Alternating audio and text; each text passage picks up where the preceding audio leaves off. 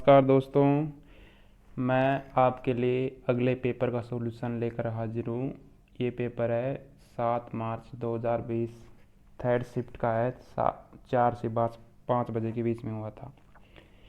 पहला क्वेश्चन है, select the most appropriate antonym of the given word. दिए गए शब्द का उचित विलोम शब्द चुनिए। मैलिस का मतलब होता है दुर्भावना, किसी के प्रति द्वेष भावना रखना, बुरा सोचना। तो उसका अच्छा क्या होगा, उसका उल्टा क्या होगा, गुडविल। गुडविल का मतलब होता है सद्भावना। ट्रुथ मानी सच्चाई, हाइपोक्रेसी पाखंड, ह्यूमिलिटी अपमान।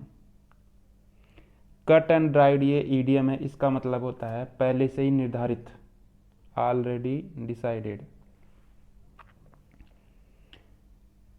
गलत पूछ रहा है 90, 80, 50, 40। बाकी सब सही है। 40 में क्या है, FOUR नहीं आएगा, वो आएगा FORTY। ये सही है। तीसरा है फाउल माने होता है गंदा, तो इसका अपोजिट क्या होगा, फेयर, उचित। उचित। फाउल का मतलब होता है गंदे तरीके से कोई काम करना, तो अपोजिट क्या होगा, फेयर, यानी उचित तरीके से कोई काम करना। पांचवा, select the most appropriate option to be substituted. Improvement पूछ रहा है। आई डोंट सी, एक होता है एनी, एक होता है सम। सम का प्रयोग केवल पॉजिटिव में होता है और एनी का प्रयोग नेगेटिव और क्वेश्चनवाचक में होता है। इसमें क्या है, आई डोंट सी नेगेटिव है, आई डोंट सी। अब सम की जगह क्या आएगा, any. I don't see any reason, any reason why my application should be rejected.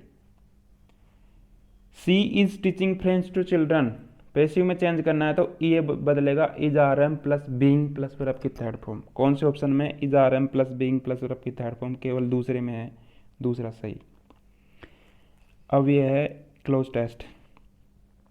माट्रियोक्स doll, एक माट्रियोक्स नाम के एक गुड़ियाएँ हैं जो कि जिनको किस नाम से जाना जाता है, रशियन नेस्टिंग डॉल्स के नाम से भी जाना जाता है। नेस्टिंग का मतलब होता है एक दूसरे के पास सटी हुई। आप नेट में सर्च करोगे तो आपको पता लग जाएगा, ये एक दूसरे के पास सटी हुई हैं और क्रम से हैं, एक बड़ी फिर छोटी छोटी छोटी, ऐसे क्रम से बैठी हुई सटी हुई हैं।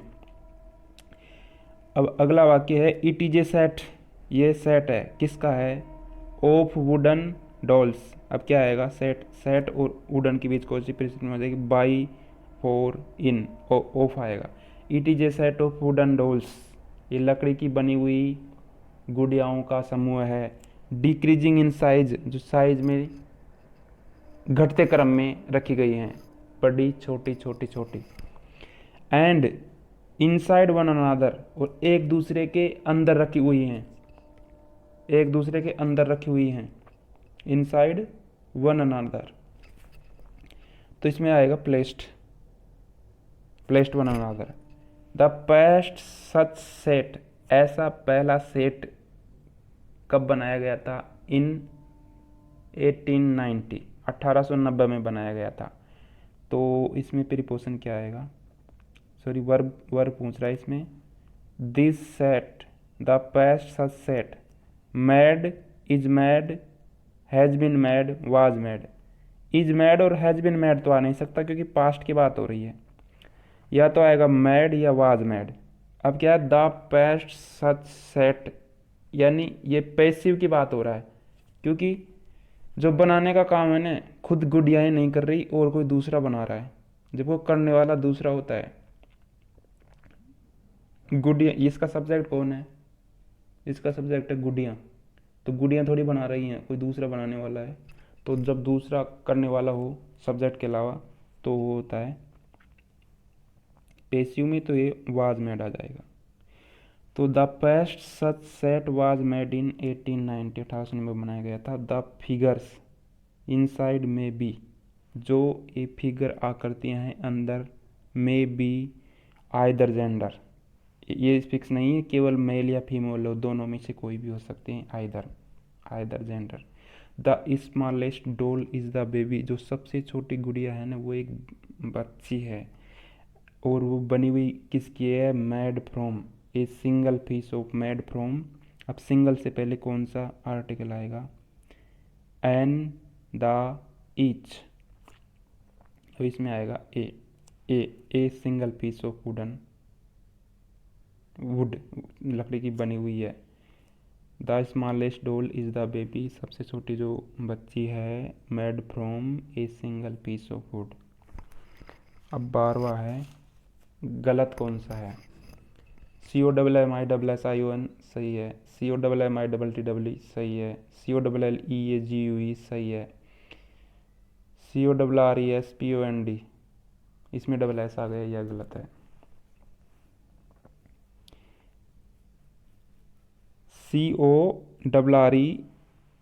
CORRESPOND कोरेस्पॉन्ड होगा। 13वां है, beautiful red red roses the brides air, जो सुंदर लाल फूल हैं वो दुल्हन के बालों को सजा रहे हैं, तो इसका क्या आएगा, एडजर्न्ड स्थगित करना, अट्रैक्टेड आकर्षित करना। बालों को आकर्षित थोड़ी कर रहे हैं, बाल तो खुद आकर्षित कर रहे हैं, तो ये तो एक्टिव में है, तो अट्रैक्टेड नहीं आ सकता, अल्योर्ड नहीं आ सकता, एडोर्न्ड आ सकता है, सजाए हुए हैं। तो ब्यूटीफुल रेड रोजेज अडोर्ड सजाए गए हैं किसमें, ब्राइड हेयर, दुल्हन के बालों में अडोर्न्ड आएगा। 14वां है, fill in the blanks with the most appropriate word, the speaker the audience with his fine speech. एक तो होता है स्पीकर है ना, जो श्रोताओं को अपनी अच्छी स्पीच से क्या कर लिया, क्या कर सकता हो, इम्प्रेस कर सकता है, तो इम्प्रेस्ड आ जाएगा, इम्प्रेस्ड आ जाएगा।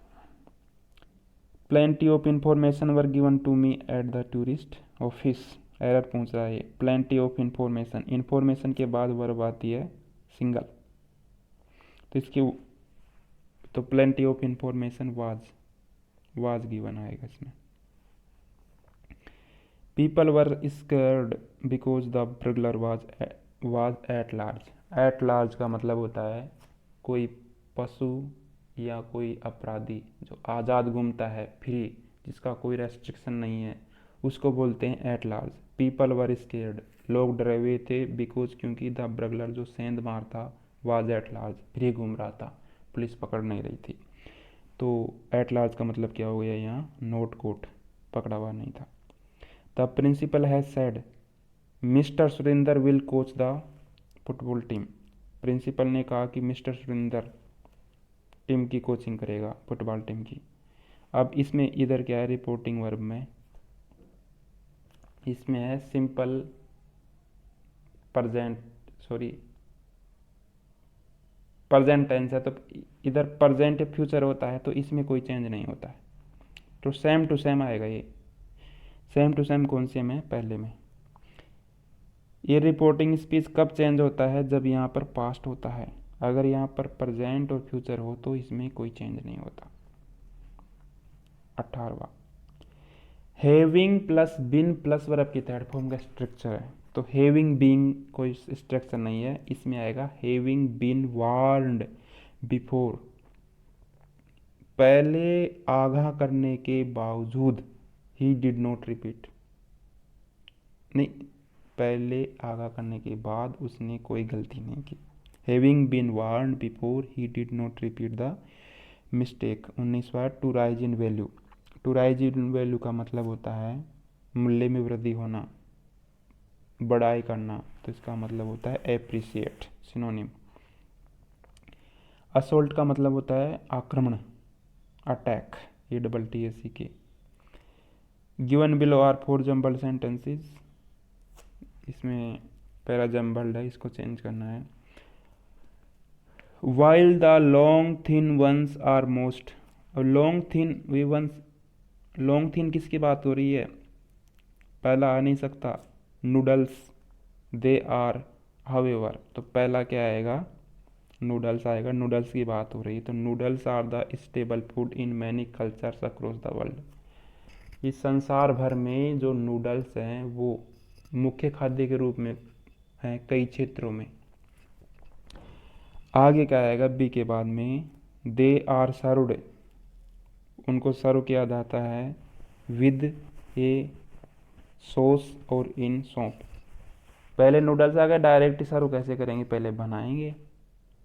तो पहले बनाने का काम किस में है, मान लीजिए ए और डी में है। ए और डी में क्या करें, हाउएवर ऑल वेराइटीज़, वेराइटीज़ की बात तो हुई नहीं, इससे पहले भी हुई होगी, इसकी वेराइटी कितनी है, तो ए में हुई है, बी के बाद में ए आएगा। क्योंकि while the long thin ones, जो लंबे होते हैं ना, आर मोस्ट कॉमन, सबसे ज़्यादा कॉमन है, लंबे नूडल्स हैं ना वो सबसे ज़्यादा कॉमन पाए जाते हैं। There are many other varieties, और इसके अलावा भी कई वेराइटीज़ हैं। फिर बी के बाद में डी आएगा, हाउएवर, फिर भी all varieties are usually cooked in boiling water, लेकिन सभी तरह की वेराइटी है ना वो उबलते हुए पानी में पकाई जाती है। तो बी ए डी, फिर लास्ट में सर्व करेंगे बनाने के बाद में, दे आर देन सर्व्ड, जब उनको सर्व किया जाता है, परोसा जाता है, विद ए सॉस, या तो चटनी के साथ या सूप के साथ। तो B A D C, B A D C कौन से में, इनमें अपने को अगर दो फिक्स हो जाए ना तो बस दो देख लो, वो ज़्यादातर में मिल जाता है। बाई इस बार select the most appropriate synonym. Thrive का मतलब होता है फलना फूलना, फलरिस, टू ग्रो, डेवलप और बी सक्सेसफुल। फलरिस है क्या इसमें, सही है, फलरिस सही हो गया।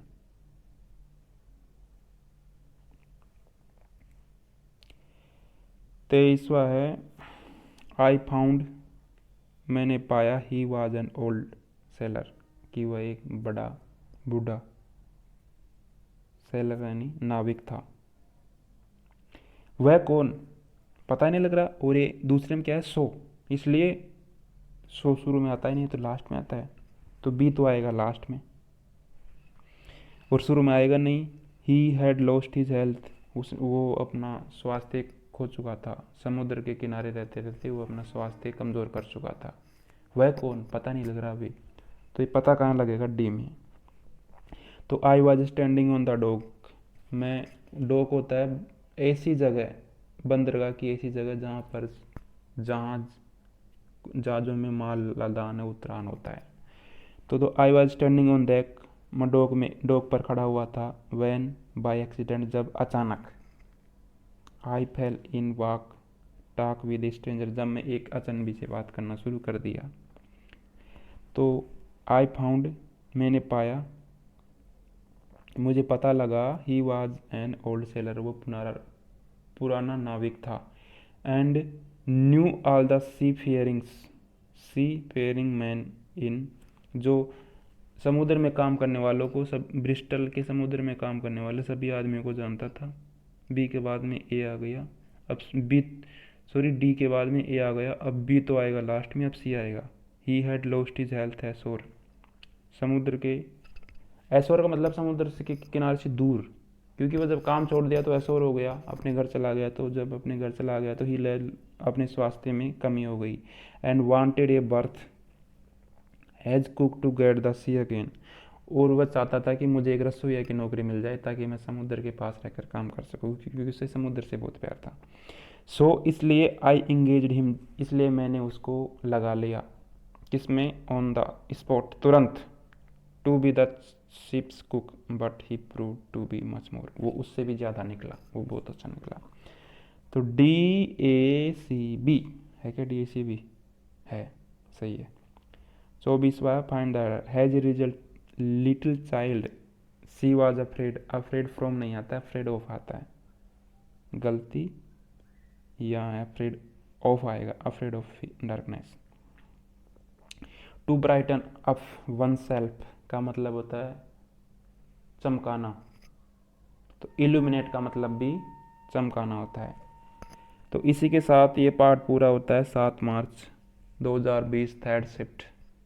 बहुत बहुत धन्यवाद देखने के लिए। अगला पार्ट लेकर मैं जल्दी हाजिर होऊंगा। अगला पार्ट रहेगा 8 तारीख को पेपर नहीं हुआ था, तो अगला होगा 9 मार्च 2020 फर्स्ट शिफ्ट का। अब केवल 2018 के 3 पेपर बचे हुए हैं, फिर बाद में 2019 के 3 पेपर हैं, फिर 2018 के प्रीवियस के पेपर्स का सॉल्यूशन जारी रहेगा। ये एक्सप्लेनेशन का प्रक्रिया जारी रहेगी निरंतर। Thank you so much.